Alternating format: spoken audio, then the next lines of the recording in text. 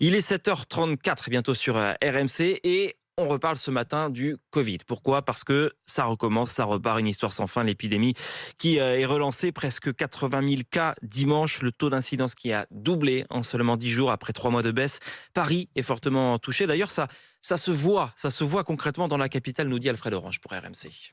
Au parc, il a suffi d'interroger les premiers promeneurs masqués. Bonne pioche. On est positif au Covid depuis jeudi dernier. Florence et Jean-François, retraités, l'ont attrapé pendant un repas d'amis la semaine dernière avant de prolonger malgré eux la chaîne de contamination. Du coup, on l'a transmis à notre petite fille. L'ombre du Covid plane aussi dans les écoles. Pierrick Cantinier, dans le centre Val-de-Loire, sert depuis hier un élève dont les 2 parents sont positifs au virus. Quand on l'a vu, on lui a demandé de mettre un masque. On essaye de faire notre maximum pour pas que ça reparte. On a vraiment repris les habitudes de quand il y avait le Covid. Mais la tranche d'âge qui inquiète le plus les professionnels de santé sont les plus de 50 ans. C'est là que le taux d'incidence y est le plus élevé.